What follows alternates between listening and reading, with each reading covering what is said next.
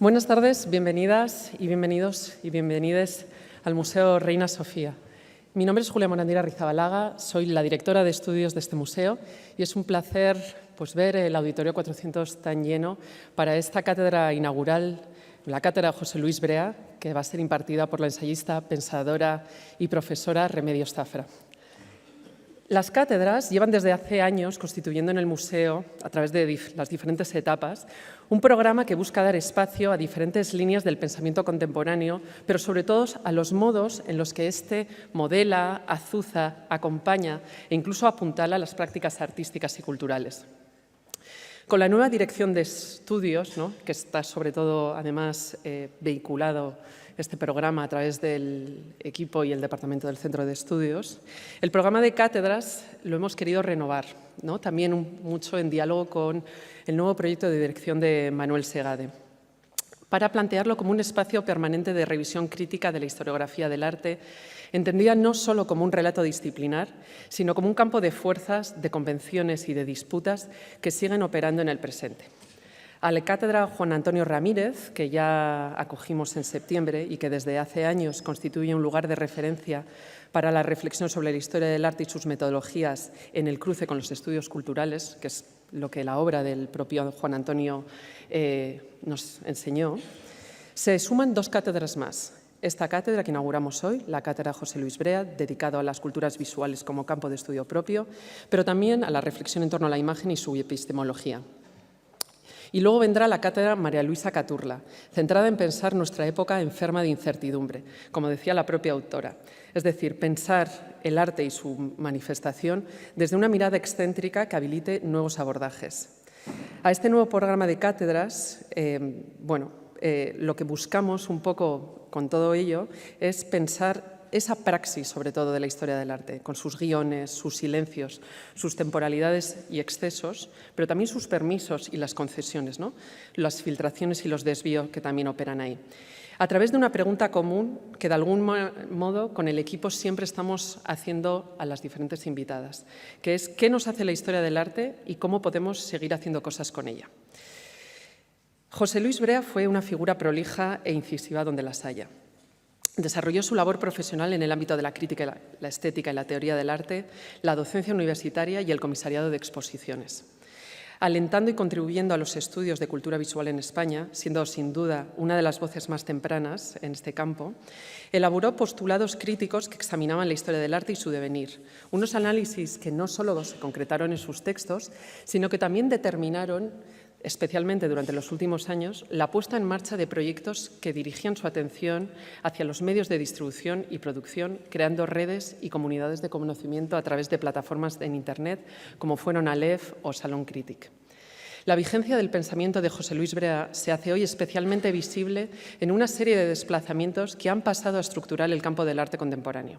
Desde la consolidación de los estudios de cultura visual y la expansión del régimen escópico más allá de lo estrictamente artístico, para realmente abordar la imagen como un flujo desmaterializado, conectado, algorítmico, pero también cabe señalar su temprana intuición de la condición posmedial que hoy resuena en las actuales ecologías digitales, donde la imagen ya no se define por su soporte, sino por su circulación, el archivo y su accesibilidad. Al mismo tiempo, su reformulación de la crítica institucional en clave de capitalismo cognitivo ha permitido profundas reflexiones de las prácticas artísticas, curatoriales y museísticas, en tanto que dispositivos de producción de conocimiento, pero sobre todo atravesados por tensiones entre precariedad, captura y legitimación. En todo este marco, el arte aparece no tanto como una representación, sino como una forma específica del saber, donde el archivo, la investigación y la exposición operan como tecnologías de pensamiento. Y finalmente, queríamos señalar su insistencia en la dimensión pública y política de la imagen, en su capacidad para configurar lo común, como se demuestran hoy más vigentes que nunca en los debates sobre visualidad, poder y mediación, en contextos atravesados por la vigilancia, la violencia y la crisis de la verdad. Bueno, en conjunto, más que un cuerpo teórico cerrado, la obra de Brea persiste como una caja de herramientas para pensar un presente en el que la imagen, el conocimiento y la crítica se encuentran profundamente imbricados. Y así se demuestra en la nueva presentación también de la colección que podéis ver en la cuarta planta y que inauguramos hace escasas semanas, que en el ejercicio historiográfico que plantea dedica precisamente una de las salas a las auras frías que propuso Brea, ¿no? A esas auras frías que la proponemos como un prisma de lectura genealógica de toda una generación de artistas. También es importante señalar que el museo custodia el archivo de las publicaciones de José Luis Brea, que tras su fallecimiento en 2010, su mujer, María Virginia Jaua Alemán, donó con la intención de ponerlo a disposición a los investigadores y de este modo seguir permitiendo su circulación y su contagio. El conjunto de este archivo engloba un volumen muy importante de las ediciones en las que Brea participó, obras individuales, colectivas, publicaciones periódicas, pero también, por ejemplo, los archivos digitales que hoy en día tampoco son tan fáciles volver en Internet y que son accesibles a través de la biblioteca de este museo. Bueno, para aterrizar un poco en esta cátedra, cuando estábamos pensándolo junto al equipo, la obra y el pensamiento de Remedios se impuso como el referente para pensar ese territorio fértil que ha prolongado y ha revitalizado muchas de las intuiciones de Brea, llevándolas desde el plano de la teoría del arte y la cultura hacia el análisis de la subjetividad contemporánea, el trabajo cultural precarizado y las condiciones afectivas de la vida digital, entre varias otras. Remedios Zafra es ensayista, es investigadora en el Instituto de Filosofía del Consejo Superior de Investigaciones Científicas y es profesora universitaria de Arte, Antropología y Políticas de la Mirada. También es actualmente directora del Grupo de Investigación Género y Cultura Tecnológica desde el Arte y la Representación. Quiero también destacar que es el premio nacional más reciente, que es un importante reconocimiento que se suma a una lista de otros reconocimientos igualmente significativos y que dan cuenta del aporte de su pensamiento, articulada en una generosa biblioteca de publicaciones, así como proyectos y posiciones.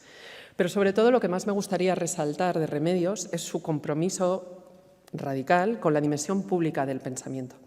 No me voy a extender porque creo que el título de la conferencia de hoy da buena cuenta de ello, ¿no? Auge antiintelectual y auge antifeminista. Trabajo cultural ante el tecnopatriarcado y el riesgo reaccionario de neutralización crítica. Un compromiso que además, en su urgencia y su potencia, se alinea con los principios de la dirección de estudios. Una dirección que hemos echado a andar hace relativamente un año, que concebimos como una práctica sostenida de pensamiento y debate público, un lugar donde investigar se entiende como un modo de habitar preguntas colectivas, de hacer y deshacer argumentos con otros, y en ese transcurso articular comunidades interpretativas y posturas estéticas y políticas, o estético-políticas, en relación con la contemporaneidad. Estas comunidades nacen de la movilización de términos de teoría, de términos que vienen con las preguntas, pero sobre todo de las posibilidades que estos conceptos abren, que no son un fin académico en sí mismos, sino que son formas de vida, ¿no? Si pensamos lo que son los feminismos, van mucho más allá de una forma teórica para articular otras formas de estar en el mundo. Son modos de habitar juntas el presente y de disputarlo.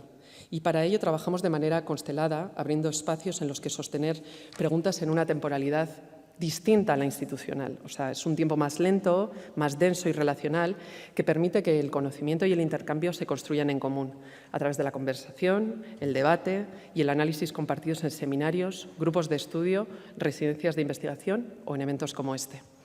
En tiempos donde se extiende el descrédito del saber y donde el debate público parece reducirse a consignas rápidas, queremos defender esta idea de estudio y los programas para avanzar posiciones desde las que intervenir en el tejido de la vida política y cultural. Posiciones cuya fuerza proviene precisamente de la especificidad de cada intervención, en un contexto y en una cultura, al movilizar términos, al cargar de deseo las ideas, al vivir la teoría como una aventura de pensamiento compartido, frente a entornos que tantas veces promueven el desaliente. Bueno, sin más dilación, voy a pasar la palabra o el micrófono a Remedios, pero no sin antes agradecer a Remedios el haber aceptado esta invitación y un agradecimiento especial a todos los equipos del museo, de la Dirección de Estudios y especialmente al Centro de Estudios que ha estado a cargo de la organización, así como todas las trabajadoras y trabajadores que hacen hoy posible este encuentro, desde el personal de información hasta el equipo técnico. Muchas gracias.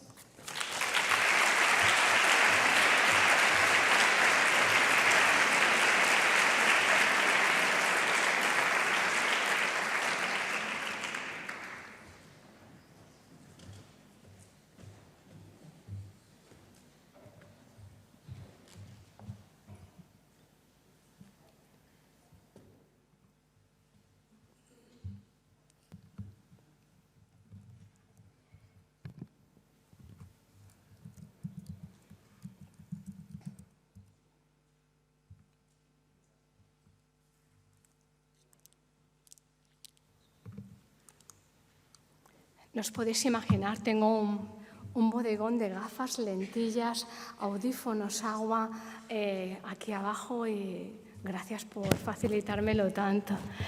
Bueno, quiero comenzar con un saludo a quienes nos verán en el futuro. Esta conferencia se grabará, o se está grabando, y a quienes nos verán en el futuro me parece que es importante decirles algo porque el futuro importa y del tiempo hablaré en esta charla también. Y quiero saludarles y quiero transmitirles mi deseo de que dentro de unos años sigáis aprendiendo del pasado y que las cosas vayan mejor. Que no os neguéis a buscar la paz, que os neguéis a las violencias y a las guerras que hoy se normalizan y que esclerotizan los párpados como si se esperara de nosotros no inmutarnos ante la injusticia y la desigualdad. Dicho esto, buenas tardes y muchísimas gracias a las personas que nos acompañáis. Doy gracias por ver poco en algunos pequeños momentos de mi vida y ahora las doy porque me han dicho que hay mucha gente. No veo la gente que hay, podéis estar 3 filas o 20, pero para mí, quienes estáis, os lo agradezco mucho porque me parece que dedicar tiempo a la cultura es un tesoro para cada una de vosotras y cada uno de vosotros, pero es un tesoro también para quienes nos dedicamos a crear cultura.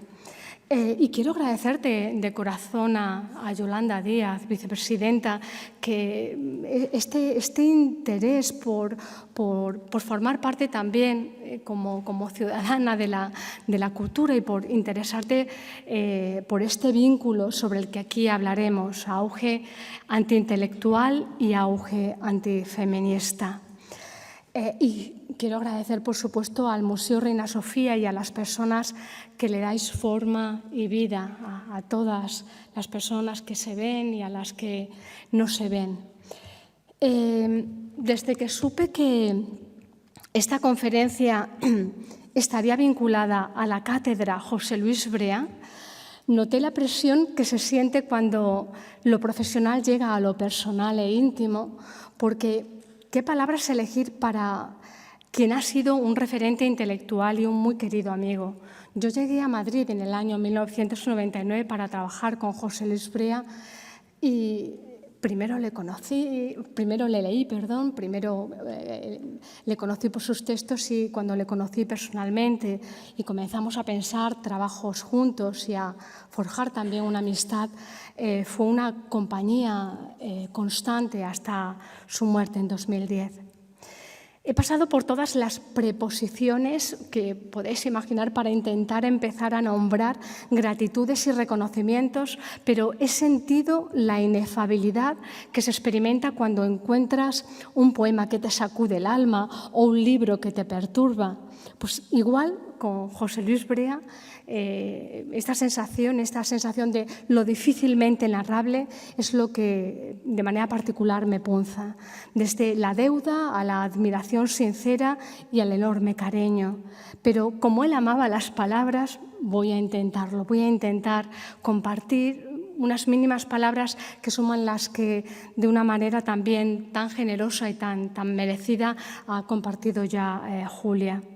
José Luis Brea fue posiblemente la mayor influencia teórica para una generación que mirábamos con fascinación la transformación que la cultura digital y visual traía a nuestras vidas. Palabras como comunidad, palabras como democracia, palabras como construcción subjetiva, como emancipación, eran palabras que estaban presentes en esos debates que él se ocupó de propiciar en espacios de colectividad online, espacios muy distintos a las redes sociales de las que posteriormente os hablaré. Él situó la imagen y la mirada en el centro de la reflexión más profunda, pensó críticamente el valor y sentido de las instituciones artísticas y las derivas del capitalismo cultural en Internet, creó dispositivos para la acción comunitaria y reflexiva en la red, Tanto futuro había en sus palabras que muchas de las cosas que hoy vemos las vimos porque él las miraba.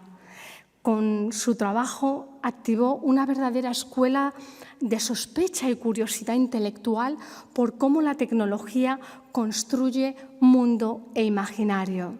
José Luis, en este sentido, también supo leer las señales del futuro en las obras que, enmudecidas, tratan sobre lo que Benjamin llamaba instantes de peligro, practicando lo que en sus textos predicaba, que quienes nos dedicamos al pensamiento y a la creación tenemos un grandísimo reto, un desafío, el de habitar la complejidad de nuestra propia época.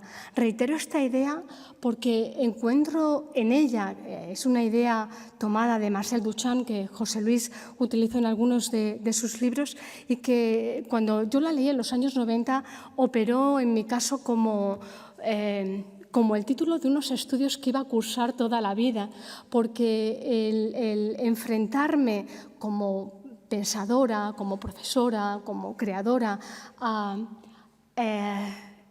el reto que supone habitar la dificultad y la complejidad de construir nuestra propia época, me parece un desafío que nos permite también diferenciar, como sugería Duchamp, a quienes se dedican a la creación sin más de a quienes se dedican a la creación contemporánea o de quienes se dedican al pensamiento sin más a de quienes se dedican al pensamiento contemporáneo sobre y con los vivos, es decir, buscando comprender y buscando trabajar en relación al presente.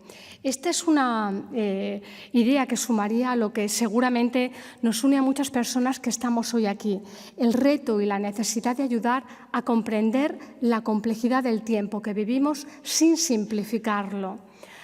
A entender nuestra tarea como personas que trabajan en la cultura sin hacer necesariamente el mundo más fácil, sino haciendo necesariamente el mundo más comprometido y más comprensible sin empobrecerlo.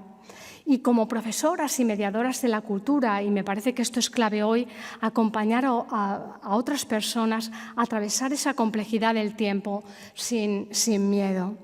Porque si hoy el miedo y la inercia sustituyen al pensamiento y la simplificación reemplaza a la complejidad, lo que está en juego no es solo el conocimiento, lo que está en juego es la posibilidad misma de la igualdad.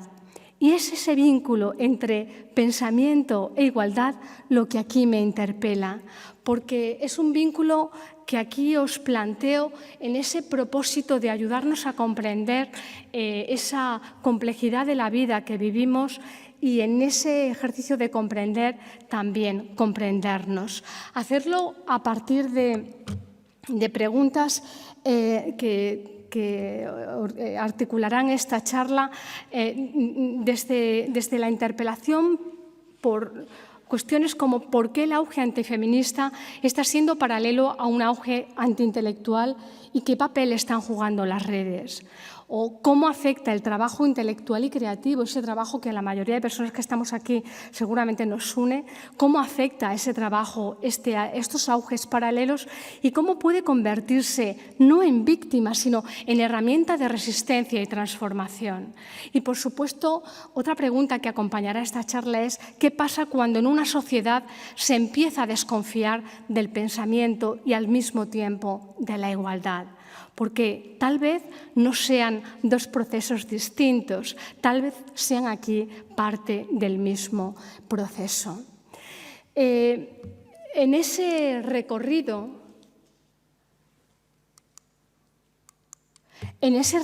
que os propongo, el contexto sobre el que quiero comenzar y sobre el que hablaremos os sitúo yo algunas ideas sobre las que vamos a pasar para sentar también ahí los énfasis. La imposición de un valor hegemónico como valor vital que sustituye a la verdad, la imposición del valor de la visibilidad como valor hegemónico, ese valor escópico del que tanto habló José Luis Brea. Os anuncio también que hablaremos de la degradación de las formas de vivir el tiempo, o que hablaremos también del desdibujamiento de los marcos simbólicos y de la normalización de una ansiedad ante la difícil percepción de la verdad en el contexto mediado por pantallas. Y os adelanto también que hablaremos sobre cómo compartir la peculiar estructura que comparten patriarcado y tecnoliberalismo cuando vemos esas llamativas similitudes entre ellos y, sobre todo, las respuestas que pueden ayudarnos en el feminismo y en el trabajo cultural. He dudado si comenzar por las respuestas y hasta el último momento he estado dudándolo porque no quería que me pasara como en esas clases de historia en las que aprendemos muchísimo sobre el siglo XVIII y siglo XIX y a veces algo del siglo XX, pero cuando llega ya en los años 30 dejamos de aprender, nos falta todo ese conocimiento de décadas cercanas y del propio presente. Pero haré un esfuerzo por introducir el tono propositivo al que he orientado la última parte de esta charla también en estas primeras reflexiones.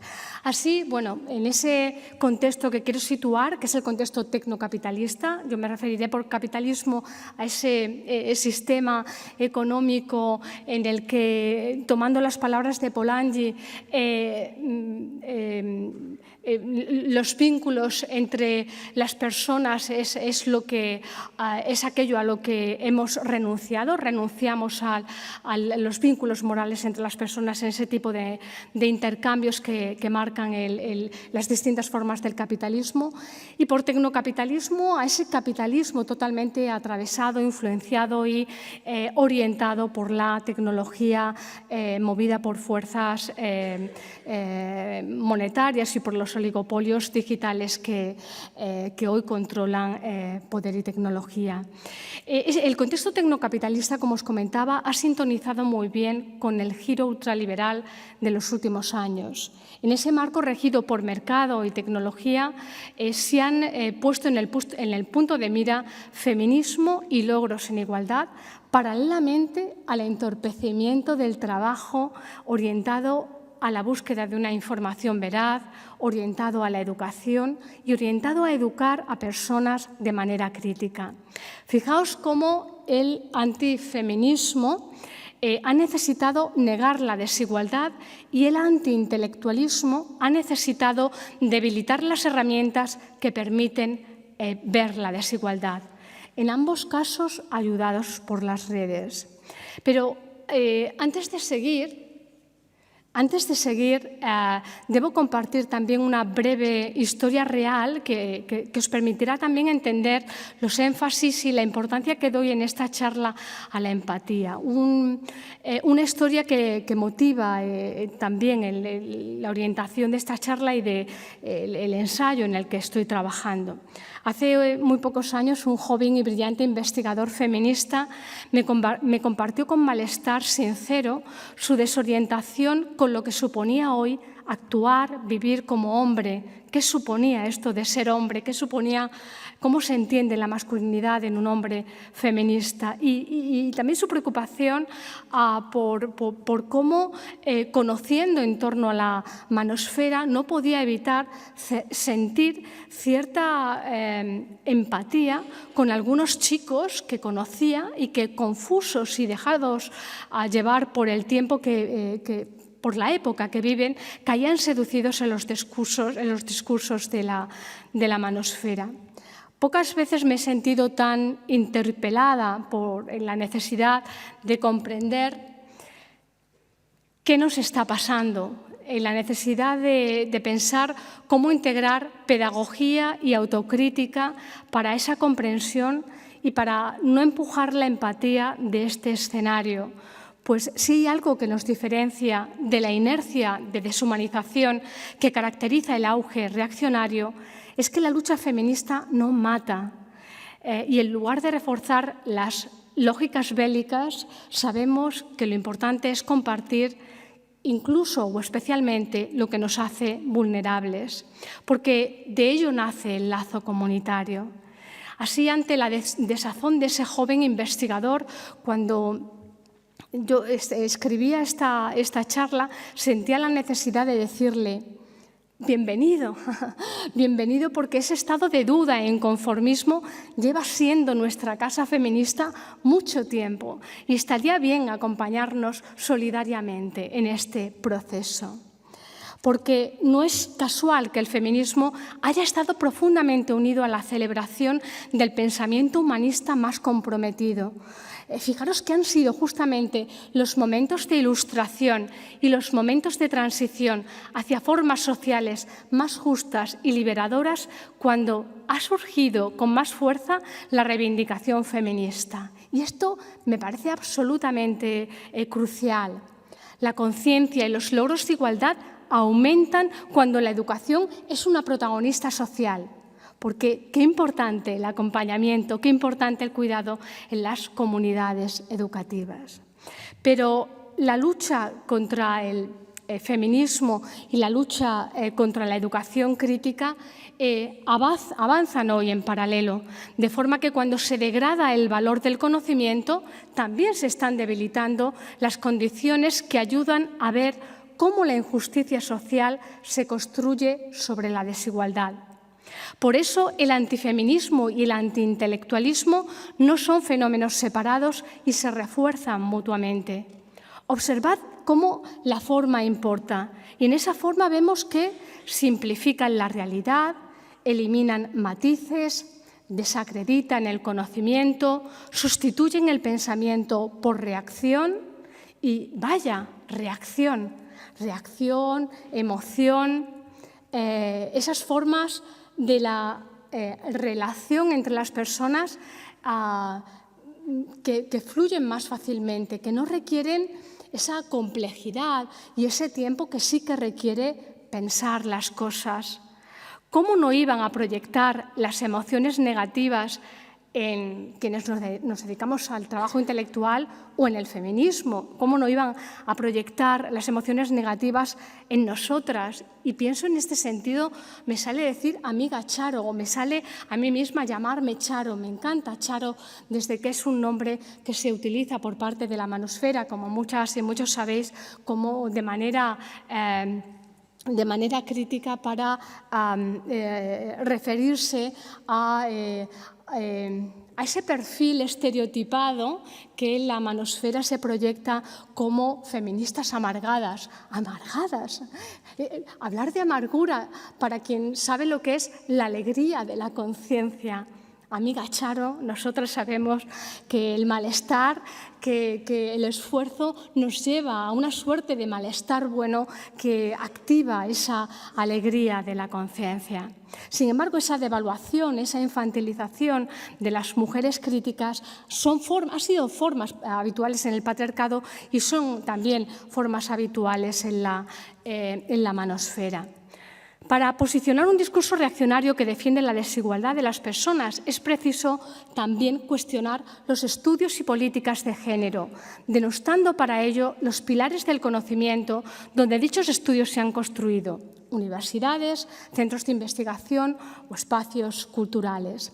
¿Ves lo que está aconteciendo en los Estados Unidos y quizá de manera especial por la cercanía y la hermandad? ¿Ves lo que está aconteciendo en Argentina con estos espacios culturales y con estos espacios de investigación orientados al pensamiento y orientados a los estudios de género? Ofrecería un claro ejemplo de este punto de mira.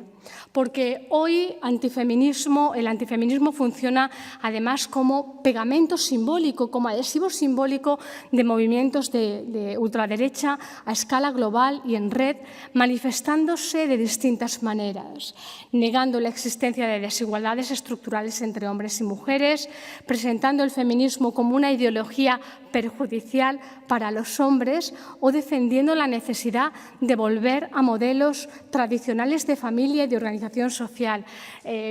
mi amiga Charo se revolvería cuando le dicen, cuando escucha esto de volver a modelos tradicionales o cuando escucha algo como que el feminismo es una ideología perjudicial para los hombres, cuando el patriarcado ha sido quien ha convertido a los hombres en soldados, quien ha sacrificado tantísimas vidas de hombres a lo largo de la historia.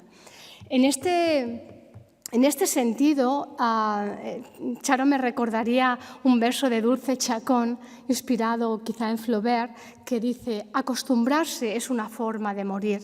Y me parece que es importante para el feminismo esta idea de no acostumbrarnos, porque mientras la educación y la cultura requieren atención, tiempo y condiciones no precarias, resulta que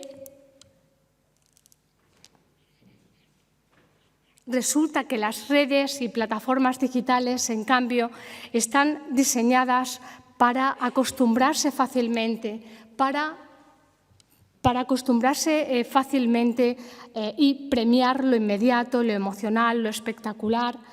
Claro que el feminismo y la educación crítica sintonizan frente a los actuales bulos y la desinformación que aumentan el gran valor tecnoliberal que lleva años posicionándose y que iguala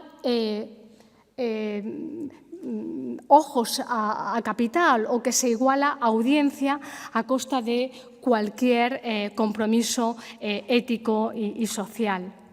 En este contexto, ante la tentación de obtener respuestas instantáneas a golpe de botón, hoy en las redes el proceso reflexivo se simplifica o en ocasiones se anula, forma parte de esa inercia y forma parte de esa estructura que aquí criticaré, reduciendo lo complejo a explicaciones emocionales y a menudo desconfiando del análisis científico o académico.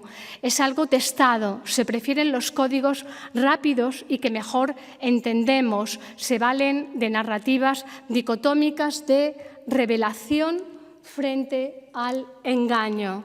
Y en esas narrativas, las que películas como Matrix han generado una suerte de épica a la hora de hablar de ese momento crucial en el que determinados hombres tienen que decidir entre pastilla roja y pastilla azul, como si en ellas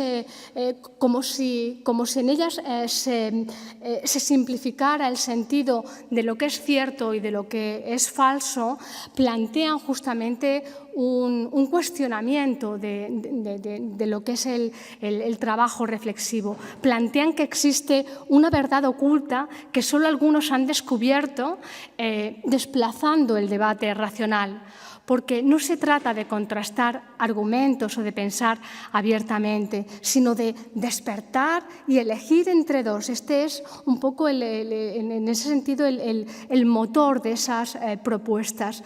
Lo que debilita el pensamiento crítico y favorece posturas cerradas es esa lectura que tiende a encasillar lo que estamos haciendo y que en algo recuerda esta idea de Simone Weil en la que, haciendo una crítica desde un punto de vista moral de las organizaciones, pero también una crítica que se puede extrapolar a otros muchos contextos, Simone Weil planteaba cómo podemos considerar que todo aquello que favorezca la igualdad puede ser considerado desde un punto de vista moral como algo bueno, podemos considerar como algo malo o negativo aquello que favorece la desigualdad, pero llamaba la atención sobre una tercera categoría que me parece importante en este punto.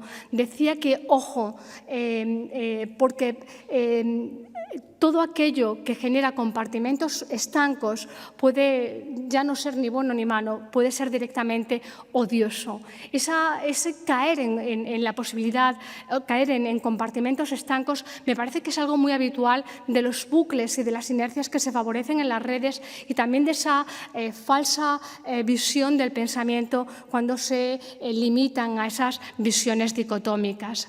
Así, el antiintelectualismo se sostiene más en la ignorancia, disfrazada de las opiniones virales y más vistas, mostrando hostilidad ante lo profundo que implica matices, dudas, ambigüedad, revisión. así como lo precisa lo humano.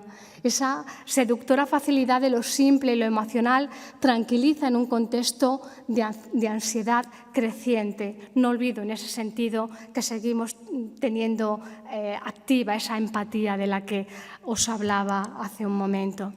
En redes, como os comentaba, la inercia anima a formar grupos de cierta homogeneidad o de gran homogeneidad en muchos casos, grupos parecidos en una primera fase que se anima a su polarización en una segunda fase, de forma que es esa pertenencia a un grupo lo que pesa más que la argumentación. Y esto acontece en las comunidades online vinculadas a la manosfera, donde se difunden narrativas de resentimiento y señalamiento misógino sobre cómo el feminismo ha perjudicado a los hombres, sin hablar de cómo el mundo perjudica por la desigualdad entre las personas. Pero también bajo estas inercias se ataca al conocimiento, porque el cuestionamiento de la autoridad científica y académica ocurre al tiempo que se simula dicha autoridad, esa autoridad de estar hablando con conocimiento, se simula simplemente poniéndose una bata o utilizando determinados gráficos que desconocemos, incluso si son inventados. Esa apariencia de verdad es la que se utiliza en determinadas redes para crear apariencia de verdad, para sostener su discurso en la visibilidad. En este sentido, el antiintelectualismo no sería tanto ignorancia espontánea como una estrategia funcional, una clara estrategia funcional que, al anular pensamiento crítico, hace que la desigualdad se vuelva invisible y que, por tanto, lo injusto se normalice y se haga aceptable. Acostumbrarse es una forma de morir, diría Dulce Chacón, y recordaría mi amiga Charo que nos acompaña de alguna manera en esta charla. En esa narrativa, las políticas de igualdad aparecen como imposiciones y los derechos de la diversidad sexual aparecen como excesos de una época supuestamente extraviada. Vaya, es como si a ese listado de cuestiones que caracterizan al antifeminismo y que lo igualan al antiintelectualismo le faltara el estribillo que podría llegar recordando lo bien que el mercado ha sabido rentabilizar una estética de obediencia y sumisión de mujeres a las que el mercado ha llamado tradwives, glorificando la obediencia y presentando el feminismo como algo innecesario, mientras esos personajes que operan también como influencers sonríen y sonríen tanto que resulta sumamente llamativo porque nos recuerdan esas palabras en las que Simone de Beauvoir, hablando también de esos contextos en los que hay una felicidad tan exagerada y una sonrisa tan impostada que era necesario entonces advertir cómo se puede declarar dichosa una situación que se quiere imponer. Como una estrategia del poder es justamente declarar feliz una situación que se está ya imponiendo. Y esto se hace mientras se proclaman frases como estas que podemos extraer de los vídeos más habituales de las tradwives, como mi propósito es servir a mi marido, mi lugar favorito es mi cocina, ser sumisa es mi superpoder. Vaya. Observando las redes en estos años, hemos visto cómo se alientan dos estilos dominantes que creo guardan especial relación con este escenario. Estos dos estilos tienen que ver con la impostura y con lo abyecto. En las investigaciones que desarrollamos en torno a las redes, a partir de una hipótesis que en nuestro caso vino de la antropología, en la antropología simbólica se suele utilizar mucho una idea que hace referencia a cómo tradicionalmente en los distintos tiempos y en las distintas culturas los cuerpos perfectos se han orientado en las distintas culturas a su representación y por tanto una cierta estetización, y los cuerpos imperfectos han buscado una presentación. Es la lógica que lleva desde un punto de vista postcolonial a hacer una crítica a esas formas en las que hemos visto cómo a finales del XIX, principios del XX, esos cuerpos abyectos desde esa visión occidental y colonialista ha proyectado o ha presentado en ferias y en circos esa idea de la presentación como algo que requiere la materialidad del directo. Extrapolando estas ideas a las redes y buscando dónde acontece presentación y dónde acontece representación, hemos visto cómo en los últimos años, y especialmente desde el año 2003 que empiezan a asentarse las redes sociales, la representación se ha orientado en las redes más centradas en la fotografía, el vídeo y sobre todo la fotografía y la imagen fija editada. Espacios donde predominaría especialmente o sería especialmente singular Instagram, espacios muy estetizados y más feminizados. A diferencia de los espacios donde hemos visto la presentación, pero en este caso la presentación que hemos observado no es una presentación del cuerpo, sino más bien una presentación donde el cuerpo queda más desdibujado y lo que se presenta es el discurso.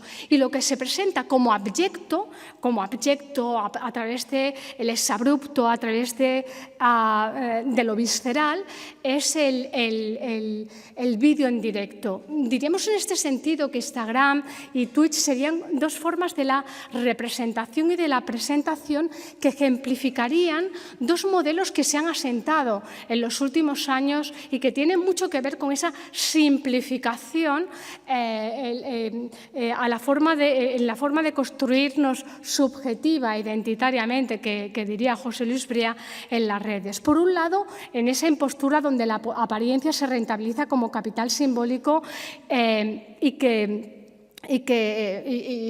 ocuparía ese lugar de la representación.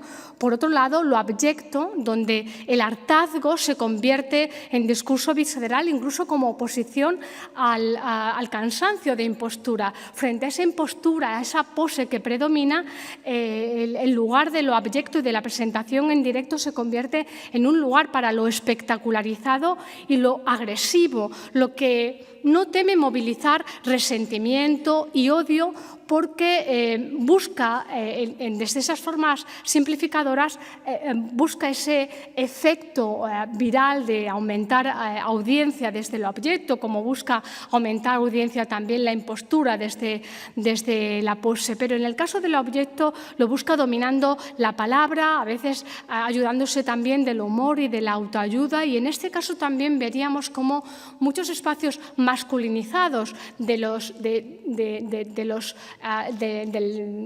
streaming, perdón, de los espacios del directo, de la presentación en directo, están cerca también de ese giro que nos ha llevado o que ha operado a favor de la normalización de lo conservador y lo reaccionario en las estructuras de las redes. Por una parte, la impostura orienta la vida a la imagen y por otra parte lo abyecto convierte el malestar en espectáculo, y en ambas desaparece lo más importante, desaparece el sujeto o desaparece el interior.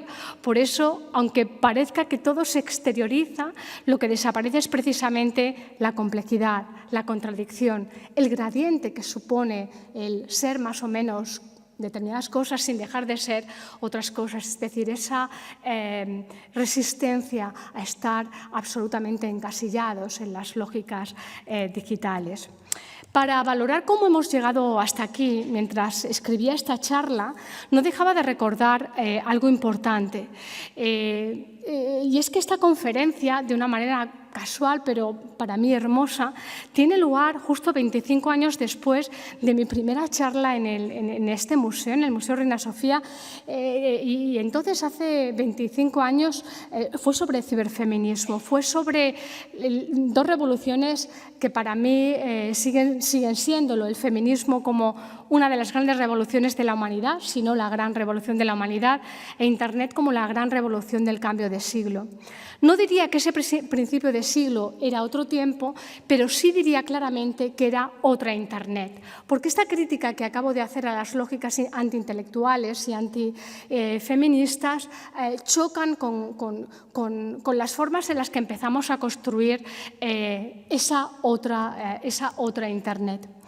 Una Internet sin las redes de ahora, sin la cesión a los oligopolios digitales que siguen creando espejismo de espacio público donde hay contexto mercantil de control, adicción y rentabilización de la vida online bajo el implacable poder del valor escópico. El valor escópico es el valor de lo muy visto, ese valor que se ha superpuesto a cualquier otro valor humanista o de otra índole que podamos poner sobre la mesa.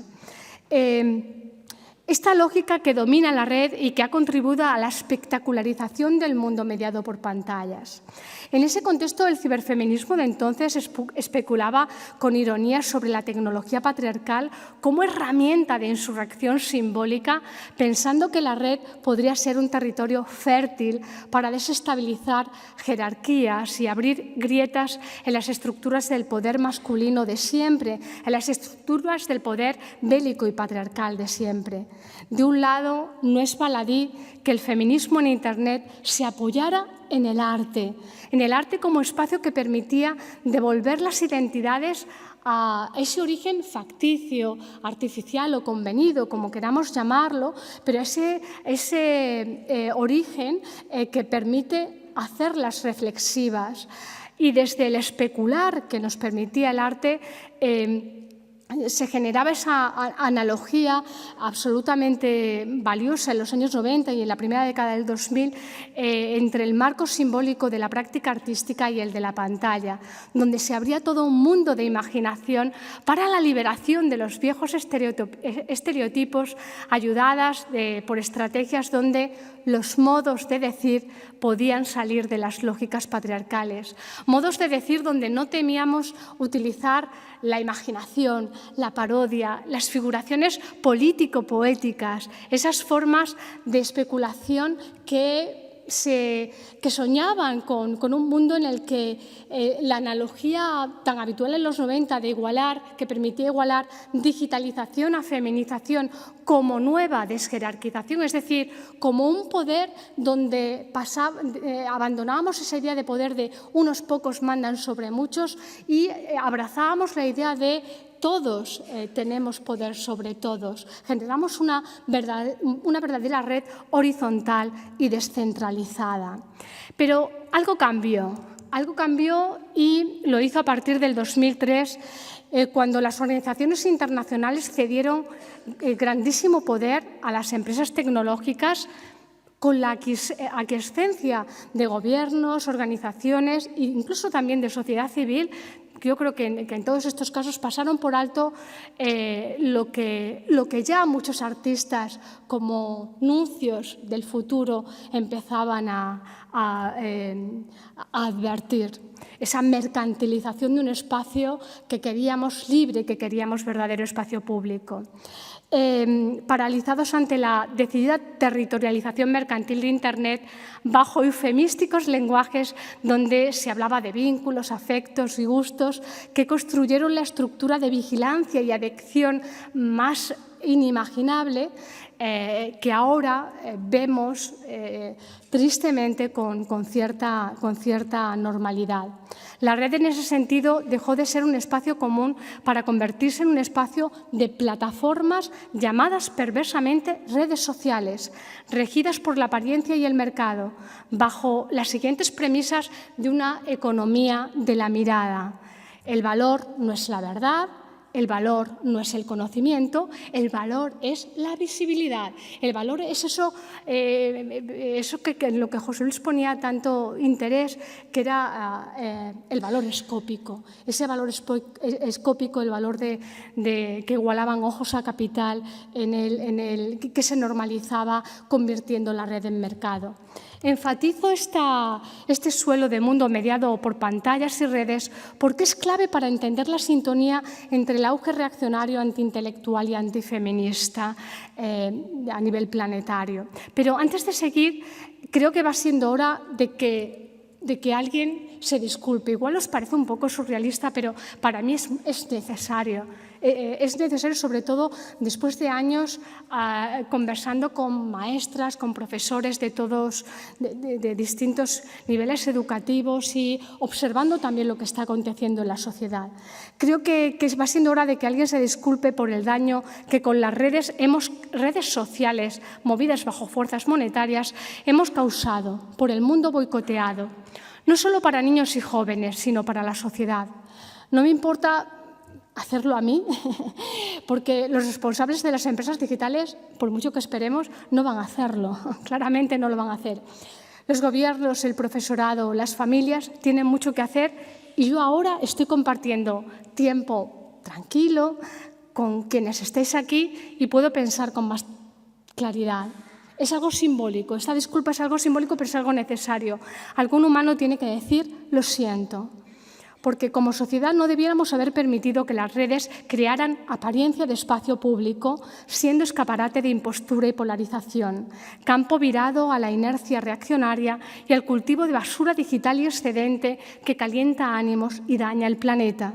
Mundo que ha legitimado convertir la vida social en mercado, desdibujando los marcos de verdad que ponen al mismo nivel la Tierra es plana, la Tierra no es plana, o que ponen al mismo nivel los estudios antropológicos o sociológicos sobre la diversidad de género y la afirmación de Donald Trump cuando dice en su discurso de investidura: a partir de ahora solo se reconocerán dos géneros, masculino y femenino. ¡Qué concreción más sublime! ¡Qué concreción más sublime para un poder dejar claro que, como parte de su ejercicio, desde determinado momento, determinadas palabras y eventos significarán una y no otra cosa, como si el mundo de fantasía de Alicia a través del espejo se hubiera apropiado del mundo material y la cuestión que importa ya no tuviera que ver con los estudios, con las investigaciones, con las ciencias, con el trabajo con valor y sentido, sino que la cuestión que importa dejara bien claro que más allá de los significados convenidos, estudiados y asentados colectivamente, lo importante buscara reconducirse con claridad obscena a esa pregunta que decía Humpty Dumpty a Alicia en el País de las Maravillas y que escenifica también Donald Trump en cada una de sus intervenciones. ¿Quién manda aquí? Y entonces la pregunta, cuando se pronuncia, deja de ser semántica, se convierte claramente en performativa y se convierte en pregunta política. ¿Quién tiene el poder para imponer o cambiar el mundo simbólico? El control sobre los marcos simbólicos, el control sobre los tiempos, son dos cuestiones que están muy presentes en este paralelismo sobre el que aquí intento transitar. Y toco ya ese asunto que me parece crucial en el paralelismo entre auge antiintelectual y auge antifeminista. En este giro hacia el poder reaccionario hay un elemento central, algo interesante, doloroso e interesante, que afecta tanto al feminismo como al trabajo intelectual y tiene que ver con la degradación de las maneras en las que vivimos el tiempo. El primer asunto para esta reflexión en torno al tiempo tiene que ver con el asentamiento de una vivencia en presente,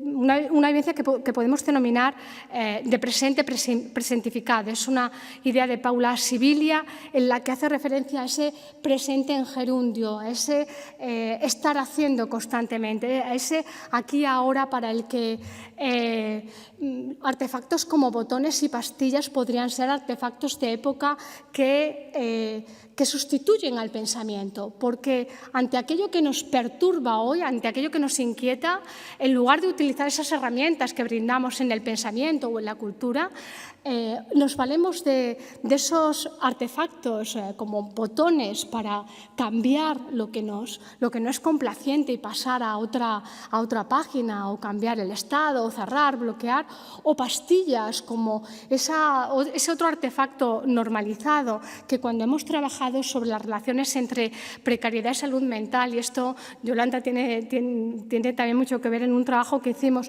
hace unos años sobre esta sintonía, precariedad y salud mental, donde también nos ocupamos de observar lo que acontecía en el sector del trabajo cultural y creativo, y vimos que las pastillas eran un artefacto cotidiano, porque lo que perturba es también parado, evitado con una pastilla, de forma que incluso vamos medicados a trabajar, ¿no? Es cuando hacemos esa llamada necesaria a que muchas cosas que resolvemos de manera médica debiéramos también acompañarlas de una visita al sindicato, porque trabajar medicados es algo que debiéramos hacérnoslo ver.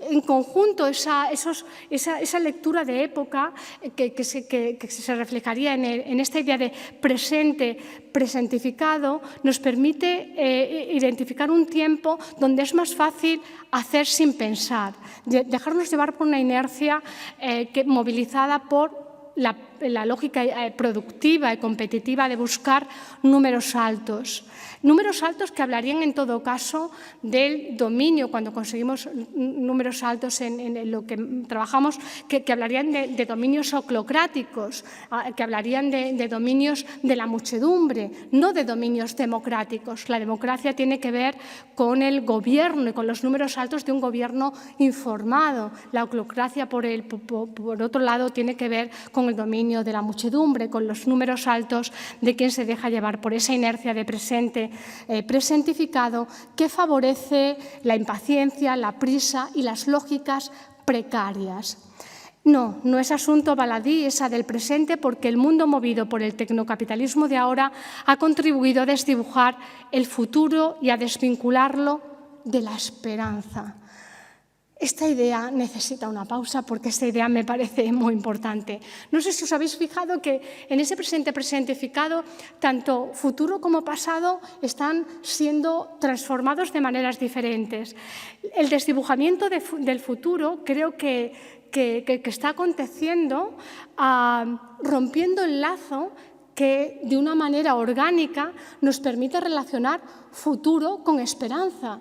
Quienes pensamos que el futuro va a ser mejor o quienes deseamos que el futuro sea mejor, lo hacemos porque ese vínculo entre futuro y esperanza no es ni más ni menos que el vínculo comunitario. Nadie cree que un futuro puede ser mejor si estás solo en el mundo, o por mucho búnker que tengas, o por mucho dinero que tengas para pensar que tu futuro está garantizado. Los humanos somos vulnerables, nos necesitamos esa costura comunitaria para pensar en un futuro mejorado. Por tanto, romper de una manera interesada la idea de un futuro mejor es algo que no es anecdótico y no es casual en este paralelismo que intento argumentar. Tampoco lo es convertir el pasado en algo manipulable digitalmente cuando lo devaluamos. Cuando devaluamos el estudio del pasado y devaluamos el contexto científico, académico y el contexto donde trabajan historiadoras e historiadores y trabajan las personas que se especializan en esa pluralidad crítica y ese conocimiento y esos saberes que sostienen el conocimiento sobre el pasado y el valor de la escuela. Ocurre con la normalización de las redes como cajón desastre informativo y educativo sin serlo, es decir, ocurre con quienes consideran que las redes son también lugar de formación, que dan por hecho que cosas que aparecen allí son realmente formación sin serlo, porque esa clara convivencia de ruido, hace que convivan también en ese ruido manipulaciones flagrantes del pasado, conformadas como mentiras persuasivas. Mentiras persuasivas que intervienen en la percepción del pasado, favoreciendo negacionismo y escepticismo. No conocer la historia y acceder a su manipulación desde las redes contribuye a un mundo delirante, sin pilares de verdad sobre los que construir reflexión crítica y posibilidad de justicia e igualdad.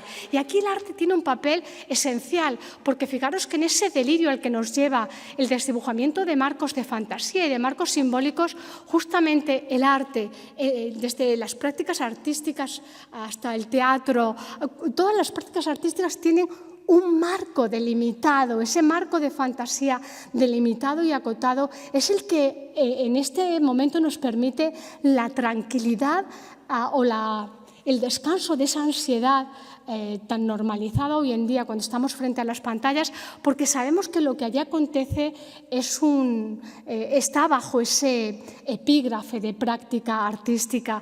Es de esa manera que autores como, por ejemplo, Felipe Rivas, en su obra Un archivo queer inexistente, denuncia lo que la IA está haciendo en el cajón desastre de las redes cuando se utiliza para manipular el pasado y crear esas mentiras persuasivas. En este caso se crean fotografías en las que se aparenta estar a principios del siglo XX con escenas queer, con escenas de personas gays que no habrían tenido lugar estas fotografías. La pregunta que nos genera de no pueden haber tenido lugar y por tanto son una recreación, forman parte de un marco artístico, está pensada justamente para reflexionar sobre toda esa gran cantidad de mentiras persuasivas que favorecen escepticismo y negacionismo. Pero también en las maneras en las que los poderes tecnoliberales están gestionando las formas del tiempo, habría una lectura importante para el feminismo y los trabajos intelectuales. Me refiero a cómo estos trabajos orientados al conocimiento y a la cultura se nos han convertido en vidas trabajo. Lo han hecho desdibujando los límites de la que podríamos llamar vida a vida y del trabajo con un uso de la tecnología que alienta a estar siempre conectados y neutralizadas desde la saturación de tareas, como si el trabajo desde hace un tiempo nunca terminara o como si en la pantalla siempre fuera de día. En este contexto, la carencia de tiempos vacíos es una grandísima aliada de las lógicas precarias que predominan en las redes, porque ponen el valor en la cantidad y el placer en el resoplido. Uf, por fin he terminado esto que tenía que hacer, cuando ese es el placer de un trabajo que hacemos. Puede hacernos pensar, debiera hacernos pensar si lo que estamos haciendo no está dominado bajo esas lógicas precarias, donde lo que importa es el número, el hacer mucho y posiblemente también el hacer rápido. La diferencia con las lógicas no precarias es clara, porque el valor se pone en este caso en un hacer con sentido, en ese hacer que sabemos que es bueno para cada una de nosotros, pero es bueno también para la sociedad. Y el placer, y es lo grande de ese hacer no precario, el placer no solamente está en lo que haces, sino que está también en el proceso. El proceso es muy importante cuando hablamos de sobreponer los códigos humanos a los códigos productivos y cuando hablamos también de la necesidad de poner en valor el pensar, el pensamiento reflexivo, el trabajo reflexivo como un trabajo que requiere un hacer más lento. Y ojo, no me refiero a un hacer más lento en el que tengamos que pedir semanas o años, que también hay cosas que requieren su tiempo, pero bastaría con favorecer esto que en las escuelas, en las universidades procuramos, esos espacios para escucharnos, para un pensar interrumpiendo la inercia de la prisa, interrumpiendo la impresión rápida y el impulso viral frente a la verdad. Esos motores del mundo antiintelectual de la vida en redes cuando se convierte en espectáculo. Así, buscando mantener activa la observación sobre la vida en red, paso a la última parte que quiero compartiros, y es a la lectura que hacemos desde el feminismo y desde los trabajos culturales. Y para ello paso a compartir algunas ideas extraídas de la performance de la artista y profesora Faith Wilding, cuando en los años 90, cuando reflexionaba sobre cómo la tecnología transformaría el mundo, en esta obra decía: esta es una historia sobre la repetición, el agotamiento, el estrés. Esta es una historia sobre el trabajo tedioso, repetitivo y agotador, sujeto a la velocidad de las máquinas electrónicas. Limpiar, quitar el polvo, escurrir, planchar, comprar, llamar, conducir, pegar, insertar, formatear, programar, escribir, volver a escribir, ensamblar, enviar correos, escribir, hacer clic. Estas palabras forman parte de una obra sobre la desigualdad derivada del tiempo y los trabajos feminizados con la llegada de la tecnología digital en los años 90, cuando las mujeres que se habían convertido en las secretarias administrativas, teleoperadoras y mediadoras que gestionaban y suministraban datos a las máquinas con trabajos normalmente a tiempo parcial mientras cuidaban, fueron accediendo a trabajos creativos y culturales como los que tendréis muchas de las personas que estéis aquí: escritoras, profesoras, comunicadoras, gestoras culturales, artistas, políticas, trabajadoras diversas del conocimiento y la comunicación. Muchas salieron de casa y volvieron para teletrabajar. Los hombres, muchos de ellos volvieron a teletrabajar, pero no entraron de la misma manera a cuidar. Es decir, la forma en la que los hombres salieron, no necesitaron salir porque ya estaban fuera. En este caso volvieron a teletrabajar, pero no volvieron necesariamente a cuidar. Y el cuidado, claramente, hablando del tiempo, es algo importante a tener en cuenta.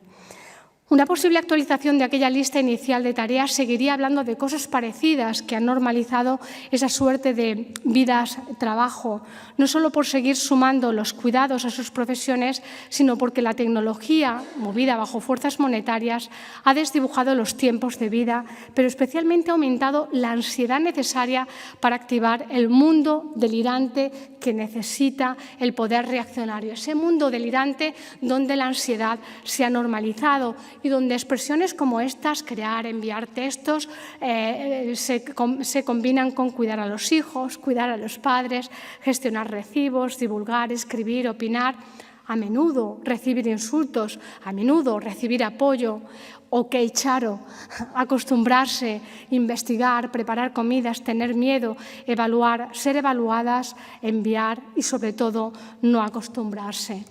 No acostumbrarse, porque acostumbrarse es otra forma de vivir, decía Dulce Chacón, y no acostumbrarse a la desigualdad es corazón del feminismo. Lo vemos en ejemplos concretos como la normalización de la cadencia repetitiva y de la inatención, que favorece una autogestión tramposa donde quienes trabajan en el ámbito cultural, agentes polivalentes que tanto gestionan, crean, divulgan y han visto amplificadas las tareas que normalmente hacían mediadas por tecnología, llevando gran parte de sus tiempos a justificar el trabajo que debieran estar haciendo. Y no es ni mucho menos baladí esto que os comento de esa ansiedad del mundo delirante de la vida en las redes, sumada al mundo ansioso del trabajo mediado por tecnología, cuando se dedica demasiado tiempo a esas rutinas que vienen de la tecnología, que no nos ha facilitado el trabajo, sino que ha amplificado las tareas. No es baladí porque hay una imagen icónica de la ultraderecha en la que unos señores con motosierra anuncian que terminarán con la burocracia. Y no es baladí que yo haga esta referencia a que a veces sentimos esto que yo denomino tristeza burocrática. Sentimos esto porque Para estos señores de la motosierra, burocracia es sinónimo de trabajo público, allí donde descansan gran parte de los trabajos intelectuales y culturales a los que aquí apunto. Es por ello que hacer autocrítica y cambio de la burocracia desde el amor a lo público, reitero, desde el amor a lo público, me parece una intervención necesaria. Tanto la tristeza burocrática como la precariedad son formas de un hacer movido por lógicas competitivas y productivas mediante las pantallas, donde la neutralización a la que apuntaba en el subtítulo no viene ya de formas que nos ensombrecen o formas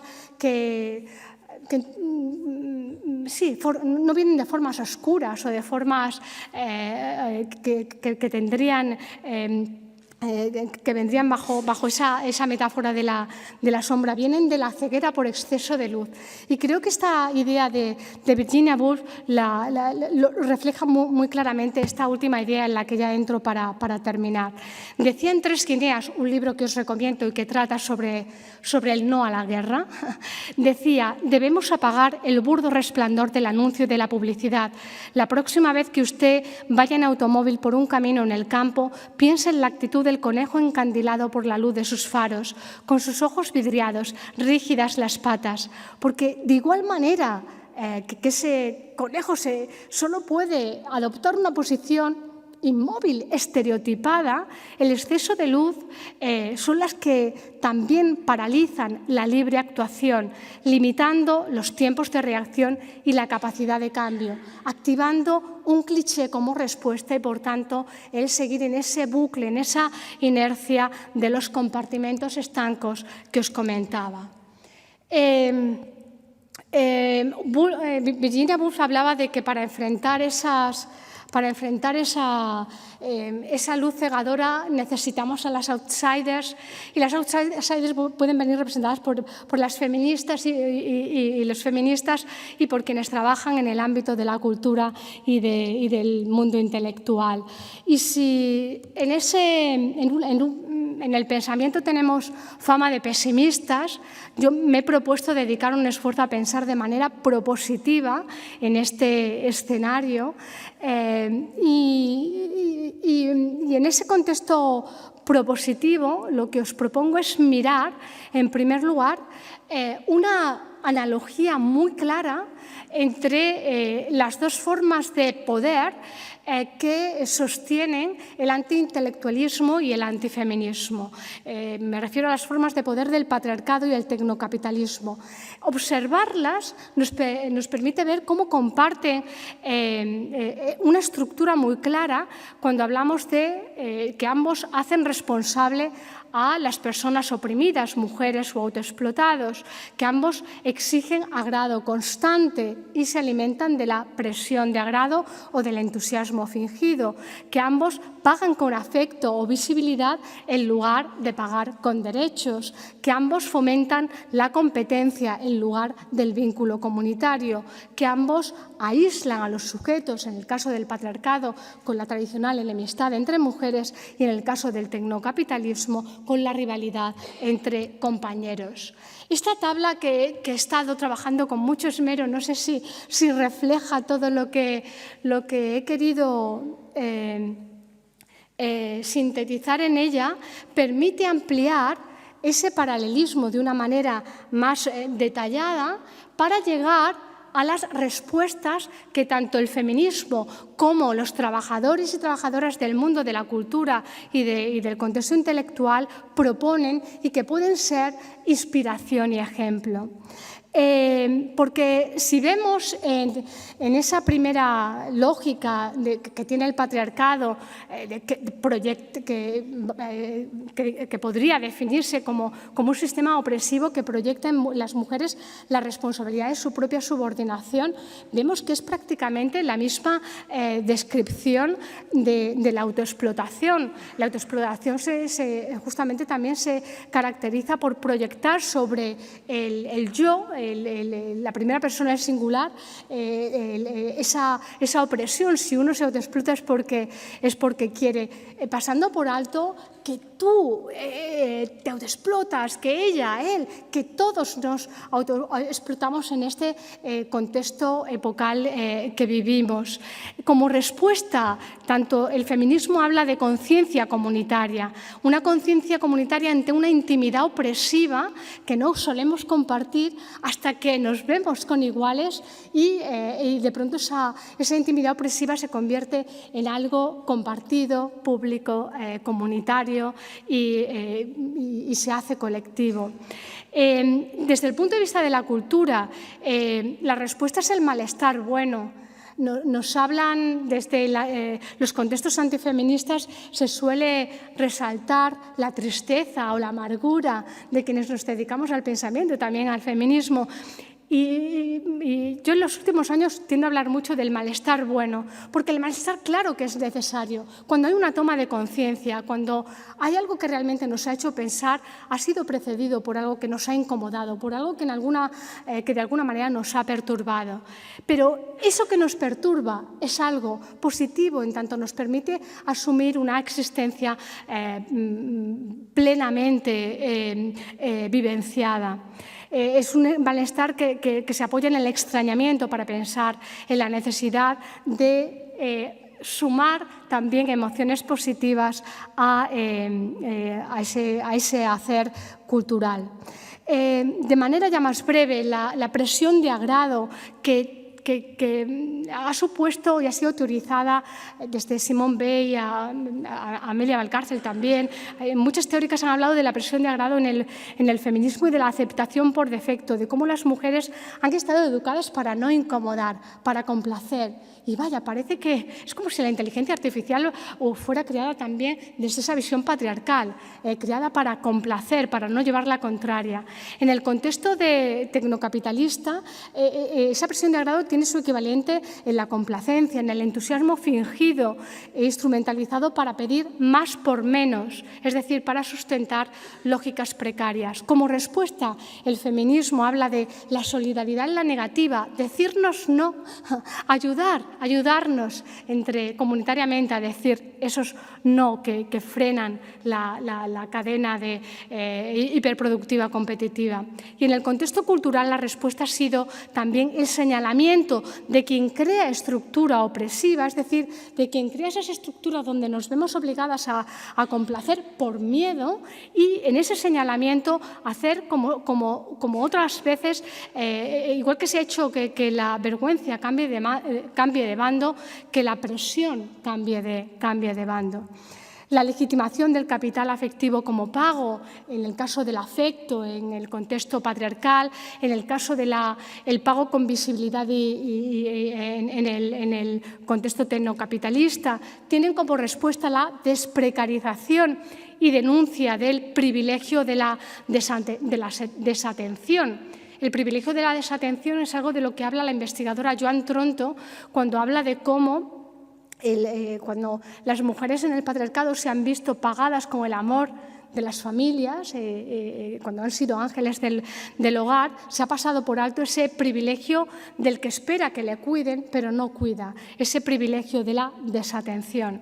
Desde el punto de vista cultural, la respuesta hablaría de derechos laborales y digitales y también de una necesaria desespectacularización.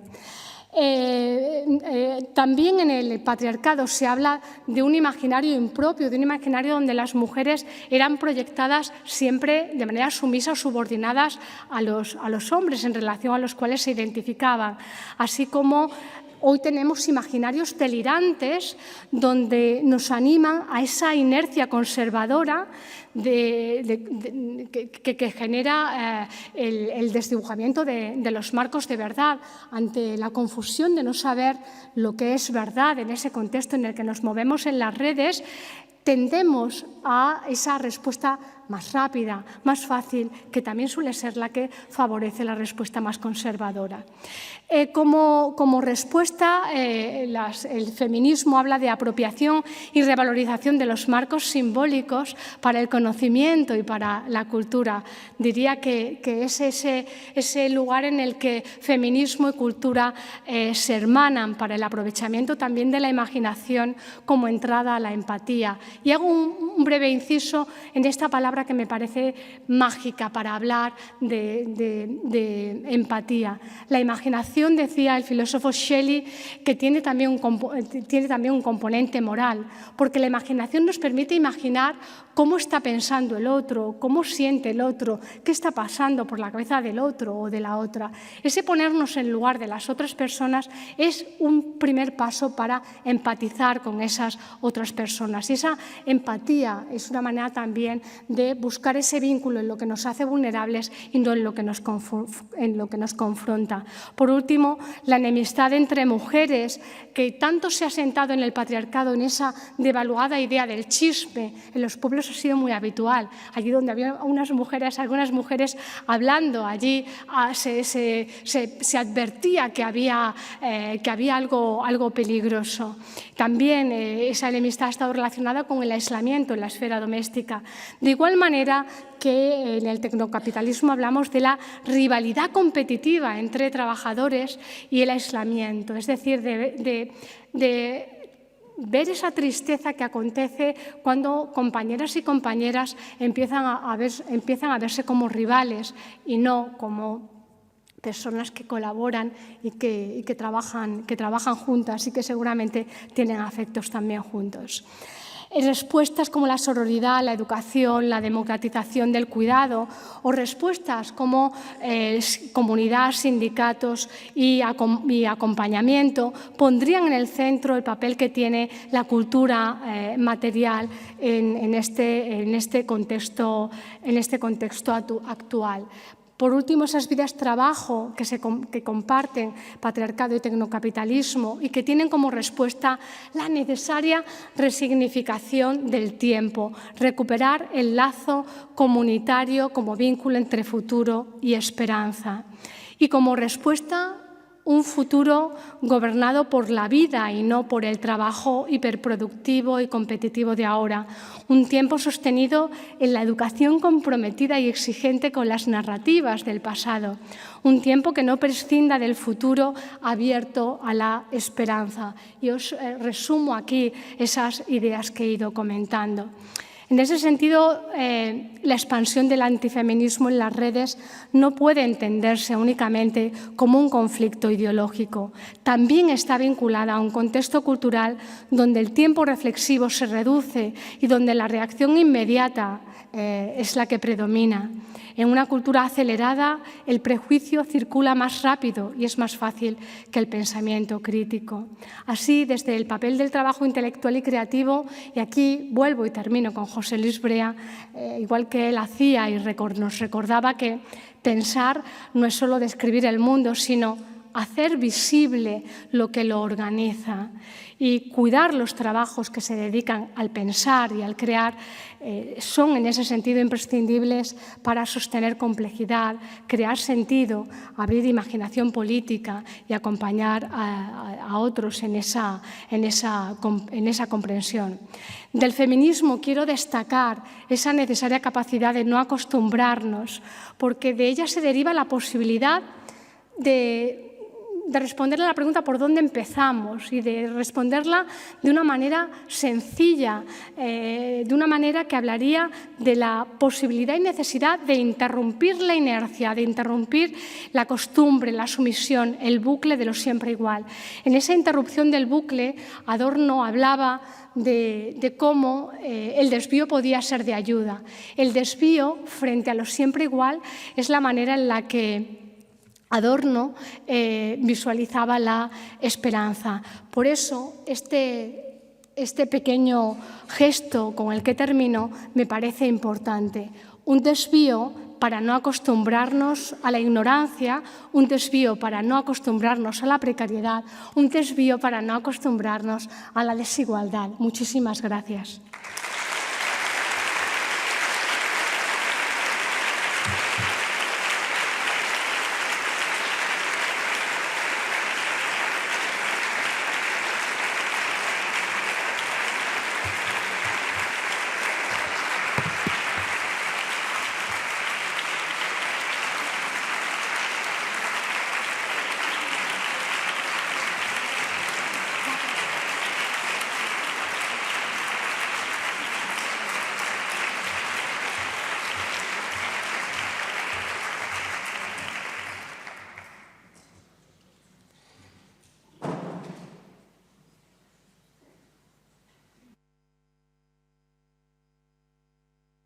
¿Ana, me oís? Ahora.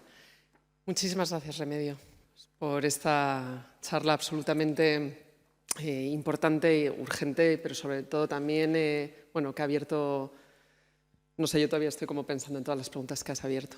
Vamos a abrir el turno de preguntas, o sea, directamente no voy a lanzar o a moderar nada, pero sí que voy a organizar un poco las preguntas que recojamos.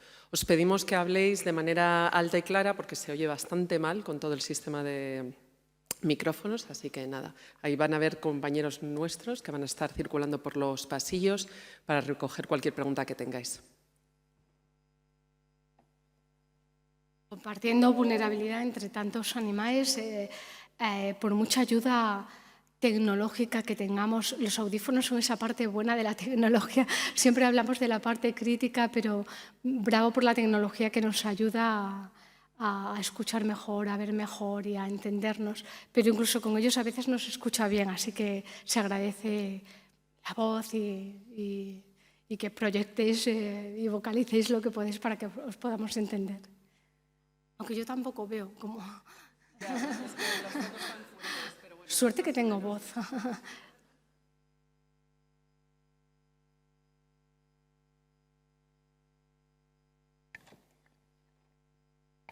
Hola, buenas tardes, felicidades por la charla.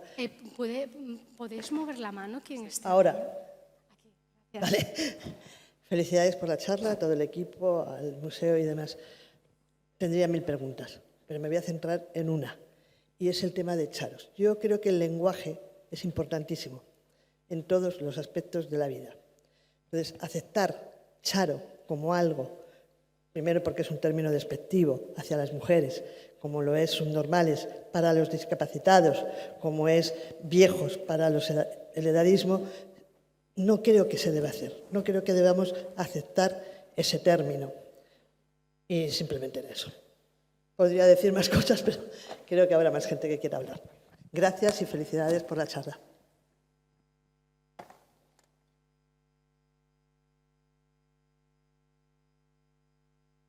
Bueno, entre tanto, si surgen más preguntas, sí, fíjate, empatizo contigo en esto que comentas. Sin embargo, yo soy también de esa generación en la que he visto cómo los términos que se utilizaban como insultos eran apropiados y dados la vuelta para formas de empoderamiento.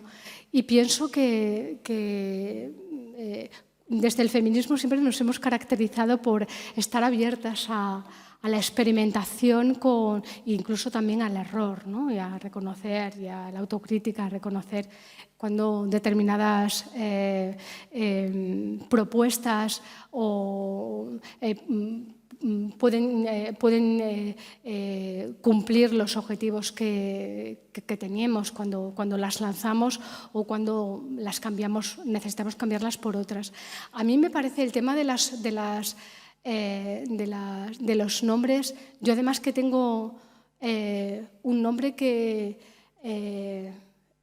durante muchísimos años me ha hecho sonrojar desde que era pequeña y estaba en el instituto, cuando me llamaban Remedios y siempre lo confundían con milagros o con virtudes, casi todas las personas se solían reírse y siempre lo veían como el nombre de esa abuela o de esa persona que ya no está, no es un nombre que tuvieran ninguna de ellas.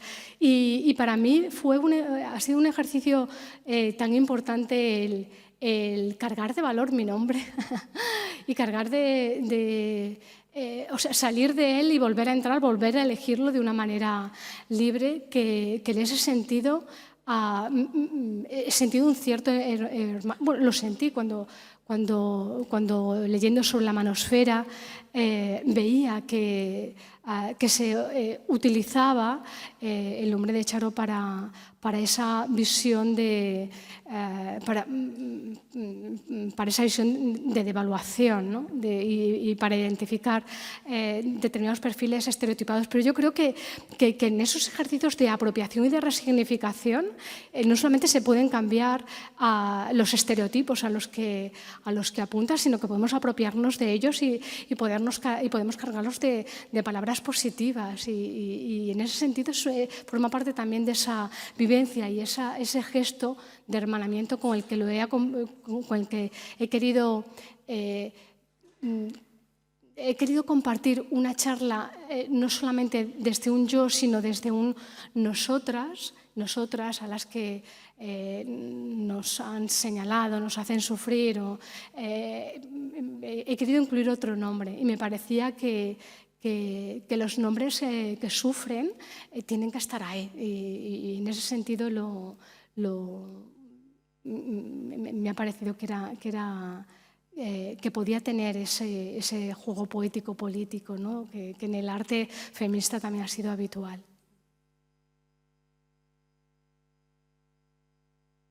Bueno, yo tengo el micrófono aquí. Hola, aquí en la esquina. Hola. Sí, gracias. Aquí. Sí. Bueno, primero enhorabuena a ti y al equipo de Dirección de Estudios por la conferencia. Yo quería preguntar por el tema de las redes sociales, si contemplas alguna manera o mecanismos en los que podamos hacer las redes sociales aliadas del feminismo o si ya no sé, están tan dominadas por la manosfera que no... Si podemos interactuar, ¿qué se puede hacer con las redes sociales? Sí, hubo un tiempo... ¿Quieres? No, iba a pedir a ver si pueden bajar las luces un poco. Por si o aumentarlas efectivamente las de las ¿Hay alguna otra pregunta? Sí, contesto, ¿no? Contesta. Sí. Fíjate, hace unos años habría contestado quizá con algunos matices. Ahora, cuando he tenido también ese gesto simbólico de pedir disculpas por haber permitido que jóvenes, adolescentes y que la sociedad en general convivan con un contexto previamente boicoteado. O sea, previamente boicoteado me refiero a intencionadamente boicoteado, creado desde una orientación hacia la adicción programada, creado desde una primacía de ese valor escópico y ese valor mercantil. Haber tolerado esto a mí me hace sentir mal. Me hace sentir mal como parte de ese grupo de trabajadoras que nos dedicamos a la cultura, a la educación, porque es verdad que lo hemos dicho, es verdad que hemos criticado, pero quizá... creo que en algún momento de los enlaces con quienes gobiernan, con quienes transforman las cosas de manera material, algo nos ha faltado como sociedad porque realmente hemos creado un contexto muy dañino. Un contexto muy dañino que está en la estructura de ese auge reaccionario sobre el que se construye el giro antifeminista y antiintelectual. Se sostienen fuertemente en las lógicas que hoy predominan en las redes sociales. Por tanto, creo que de manera utópica y de manera ideal debiéramos saber y debemos, yo creo que seguir teniendo la esperanza y seguir buscando las oportunidades para crear verdadero espacio público en las redes, para crear verdaderas redes públicas. Igual que hay espacios públicos de otra índole, hablamos de escuelas públicas, de sanidad pública, ¿por qué no podemos llegar a imaginar espacios públicos, redes para la socialización de todas las personas que quieran estar socializadas, pero gestionadas desde lo público? Yo creo firmemente en que esa motivación es una motivación que debiera orientarnos a cambiar las cosas. Es verdad que es sumamente compleja y que viendo que quienes crean las redes sociales están también, forman parte bueno, son los tecnolibertarios que hoy también están en conversación con los actuales poderes, es sumamente complejo y puede parecer ingenuo plantear esta opción como única opción, pero sí que creo que podemos seguir manteniéndola y buscando contextos que cambiarán seguro, en los que sea más fácil crear esos espacios públicos e imaginar esos espacios públicos, porque hay mucho hartazgo de la forma en la que las redes generan estas lógicas de ansiedad y de inercia que aquí he criticado. Pero paralelamente también podemos hacer lo que el feminismo también ha hecho muchas veces, y es infiltrarnos allí donde necesitamos cambios. Y en esa infiltración, claro que podemos instrumentalizarlas. De hecho, curiosamente, una de las características de la vida mediada por pantallas ha sido la erosión de esferas pública y privada, que en este caso el contexto mercantil ha subvertido de una manera muy llamativa, convirtiendo en público la intimidad, normalizando que la intimidad y lo privado formen parte de lo público bajo fuerzas externas.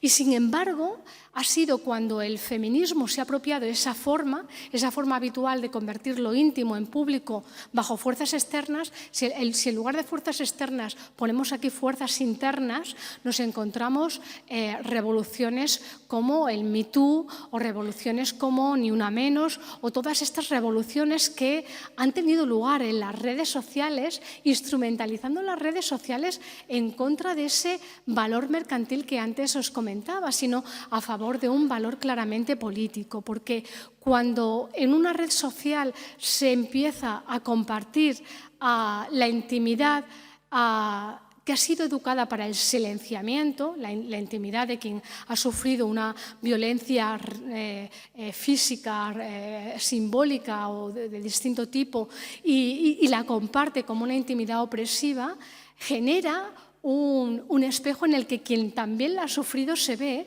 y es una caja de resonancia absolutamente fascinante la que permite, a partir de esa intimidad convertida en algo público, la que permite convertirla en algo político, creando colectividad y creando transformación política y social. El Me Too es posiblemente, igual que he hablado del 2003 como un punto de inflexión negativo, hablar del Me Too sería ese punto de inflexión que demuestra cómo con las redes se pueden instrumentalizar, y posiblemente sean otras muchas las formas en las que podamos. El arte feminista dedica tiempo también a ver esas formas en que podemos hacer un uso más emancipador también de esos instrumentos que fueron creados bajo miradas patriarcales, pero sí podemos.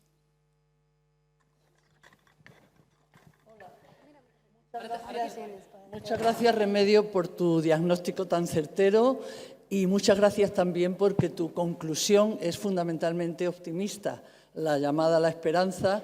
Casi a la pregunta que yo te iba a hacer me has respondido en la amplia respuesta anterior, pero he visto con gran regocijo que este auditorio está lleno de muchas mujeres y algunos chicos muy jóvenes. No es mi costumbre. Yo tengo una provecta edad y los círculos donde me muevo habitualmente, que son muy diversos, feministas, culturales, casi siempre estamos muchas más mujeres de mi edad, quizá porque las mujeres jóvenes están trabajando, tienes otras inquietudes, pero precisamente a este auditorio tan joven yo te iba a pedir, pero casi me has contestado antes, un consejo práctico.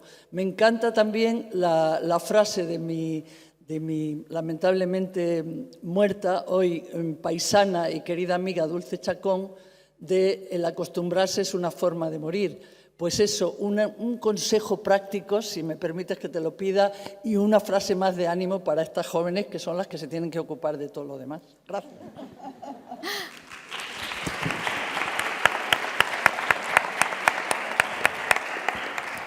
Sí, te agradezco mucho porque además al no ver no tengo idea de cuáles son vuestros rostros y es difícil saber para qué personas estás hablando, pero si hay muchas personas jóvenes o si vosotras vais a hablar con personas jóvenes, para mí una motivación a la hora de incluir la reflexión sobre la transformación del tiempo y sobre la manipulación del tiempo desde la idea del presente presentificado es justamente pensar en las personas más jóvenes, porque creo que se ha alentado desde hace varios años, se lleva alentando la idea de no futuro, la idea de romper el vínculo que une futuro con esperanza.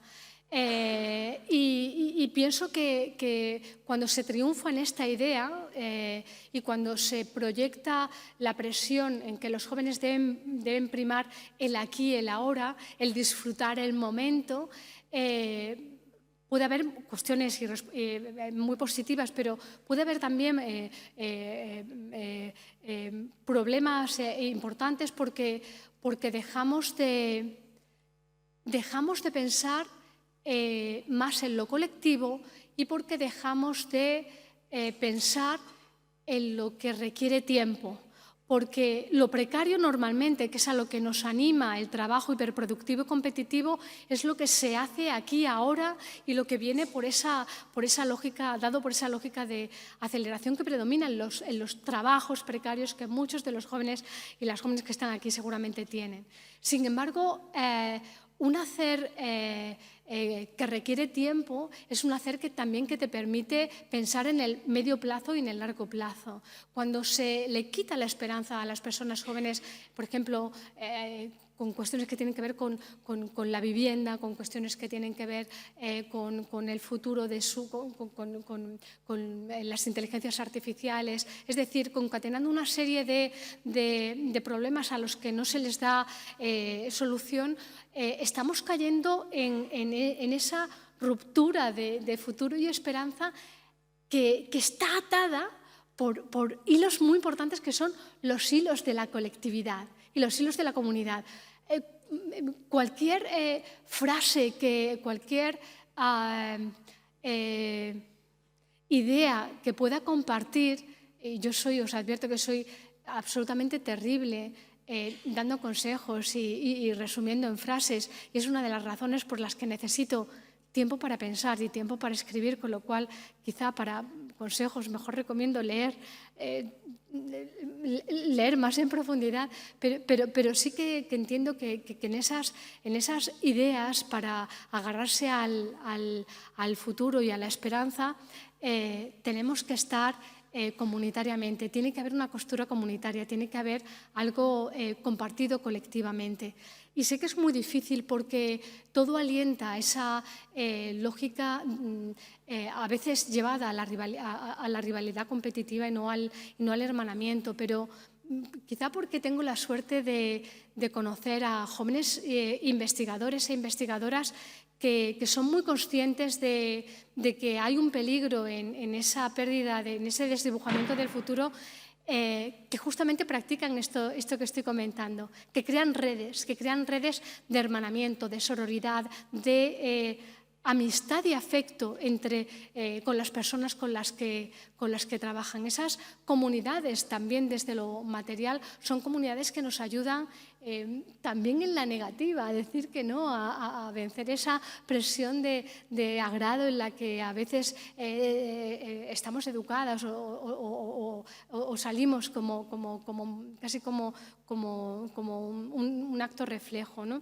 Y me parece que establecer alianzas y vínculos entre personas de distintas generaciones me parece que es algo que también necesitamos. Y recuerdo, y con esto termino, cómo en ese proyecto que os hablaba sobre precariedad y salud mental, una mujer me compartía que después de pasar por todo tipo de pastillas y de tratamientos para llevar mejor esa relación entre salud mental y trabajos precarios, fue el encuentro material con otras iguales, con otras mujeres en este caso, y con otros iguales, con hombres y mujeres, y con personas que encontraba en el contexto de la cultura. En este caso, en los clubes de lectura, en museos, centros de arte, en teatros, donde esos vínculos que estaban desarticulados, especialmente en el ámbito urbano, podían reactivarse en los ámbitos vecinales y en los ámbitos culturales. Pienso que esa oportunidad para compartir experiencias es muy necesaria para encontrar hilos que nos aten a ese vínculo entre futuro y esperanza. Yo con la actitud he intentado también equilibrar esos mensajes que tienden a la lectura pesimista que viene de la crítica, porque creo que claramente nos hacen pupa, nos hacen daño cuando hacemos diagnósticos críticos, pero pienso que tenemos ante nosotros también el reto de cargar de emociones positivas lo que tiene que ver con el pensamiento, lo que tiene que ver con la escuela y con la comunidad y con el feminismo, porque es ahí donde vamos a conseguir mejorar el mundo para todas las personas, pero especialmente para quienes tenéis más futuro, que sois las personas más jóvenes.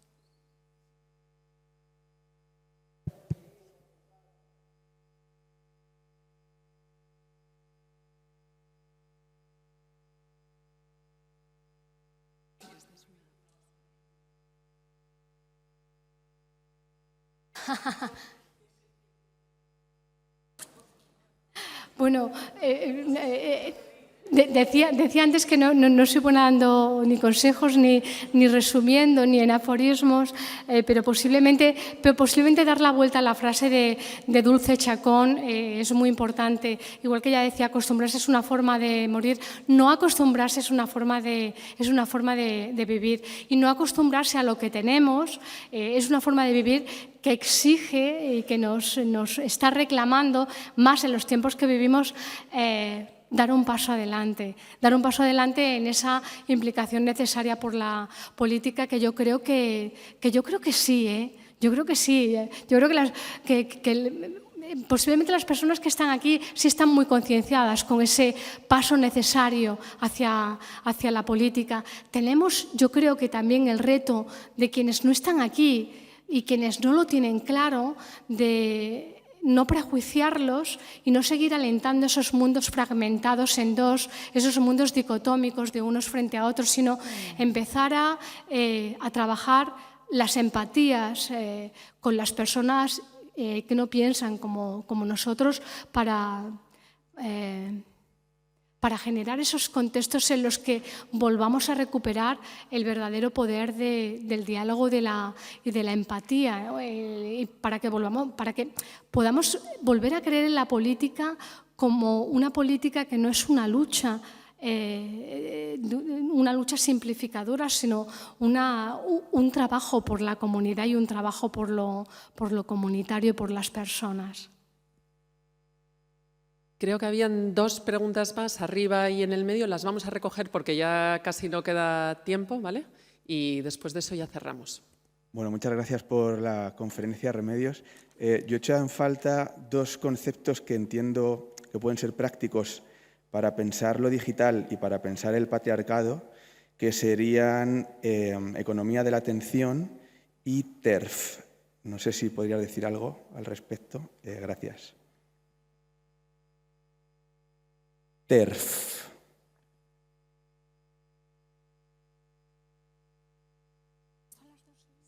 La segunda está aquí, en medio.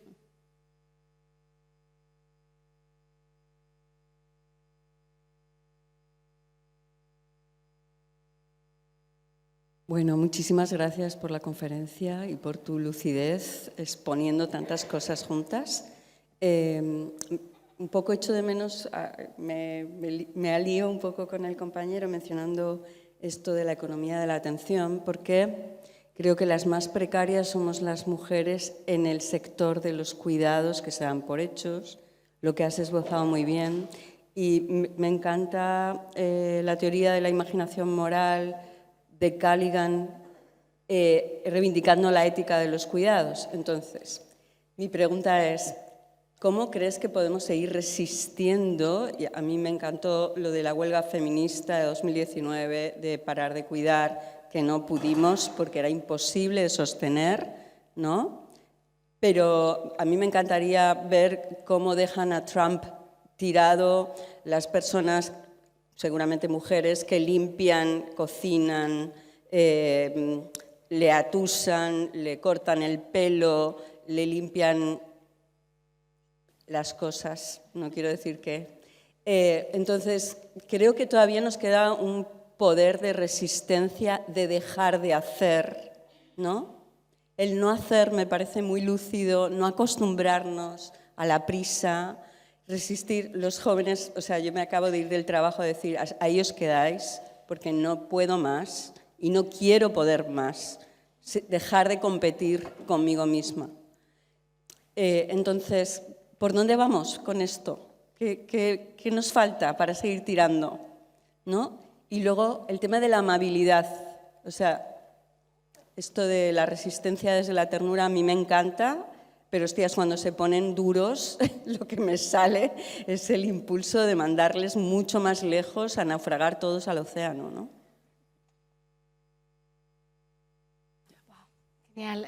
Os agradezco mucho las preguntas y agradezco mucho poner también, situar cosas que no están. Hay muchísimas cosas que no están y para mí ha sido muy complicado porque justamente ahora estoy trabajando sobre una respuesta a estas preguntas porque comencé hace un par de años a trabajar sobre la sintonía entre el auge antiintelectual y el auge antifeminista y el nodo de intersección en el que comencé la reflexión y la escritura tiene que ver con algo que habéis comentado los dos, con la economía de la atención y tiene que ver con algo que yo he denominado la necesidad de la desespectacularización.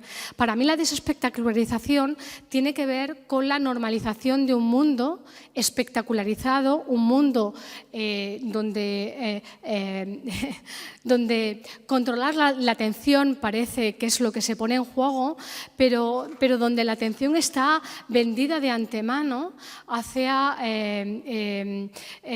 formas que priman exclusivamente lo muy visto. O sea, cuando se prima lo muy visto, cuando el valor en el contexto social, mercantil de las redes se pone en lo escópico, en lo que es muy visto, que es también lo cuantificado, lo que reúne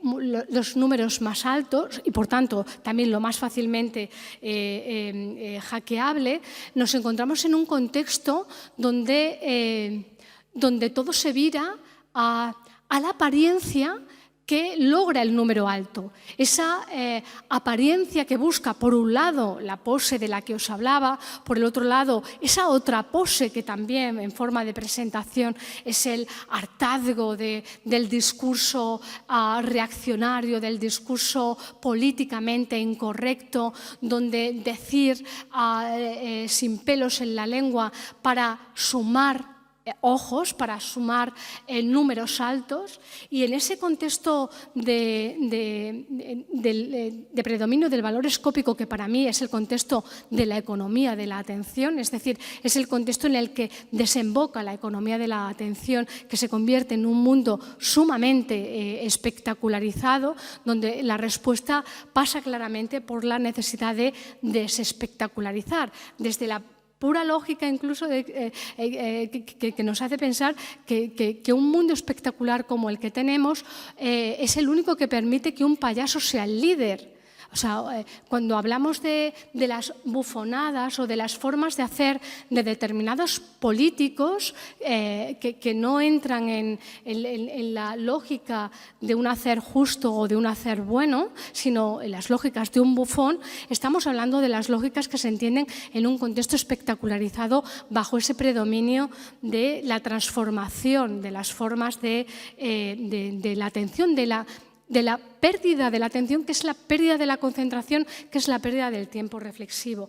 E hilando con la pregunta o con la reflexión que planteabas en relación a los cuidados, para mí esa desespectacularización sobre la que estoy hablando es justamente un libro sobre los cuidados.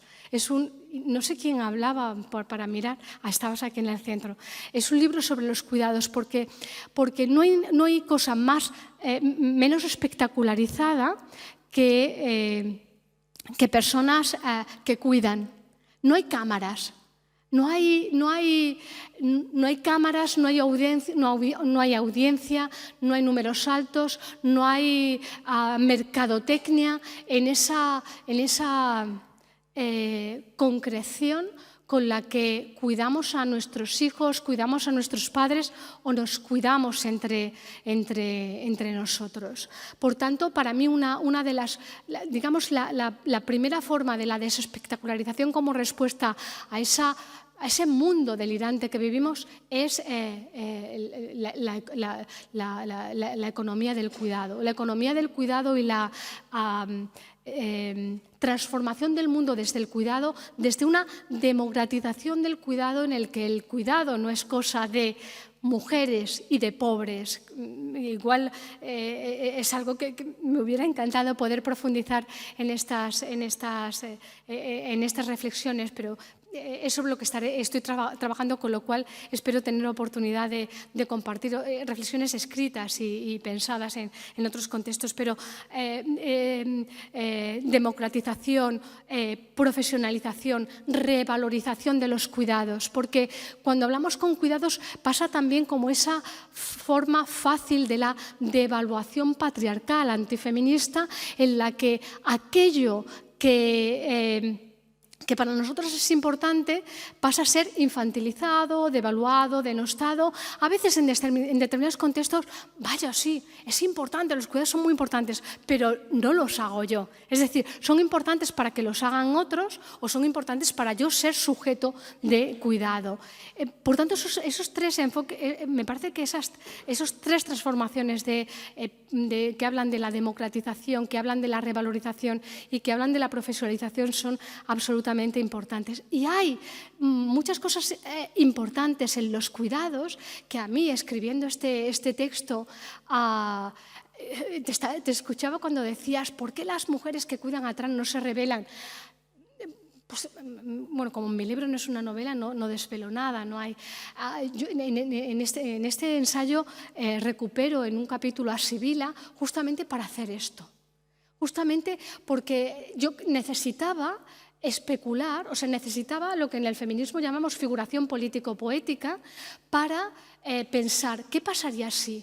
O sea, sabemos que no se está haciendo, que no se va a hacer, que es muy difícil, pero ¿qué pasaría si hay una hermandad entre las personas que cuidan, entre las mujeres pobres, entre las personas pobres, para privar de lo esencial, del cuidado material, de lo que ni mucho menos puede hacer una inteligencia artificial? Ningún robot tendrá la precisión para llegar a las ingles de un anciano o de un niño pequeño o nuestras.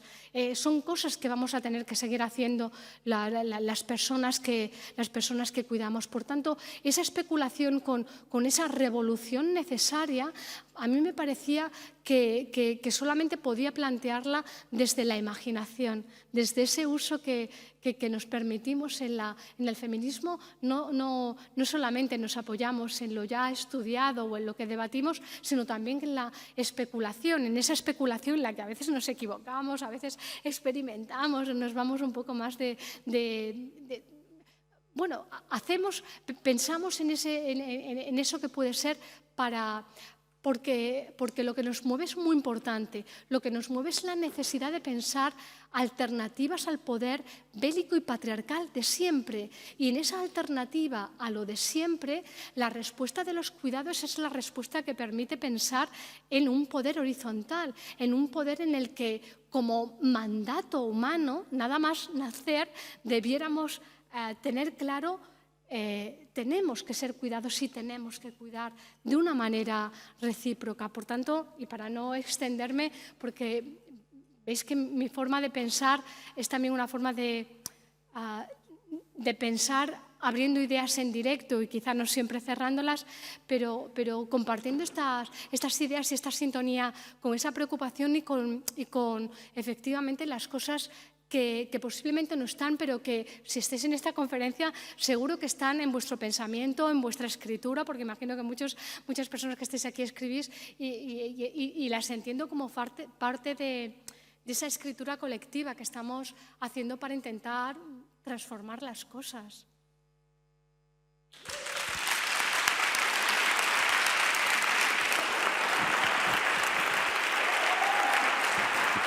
Gracias.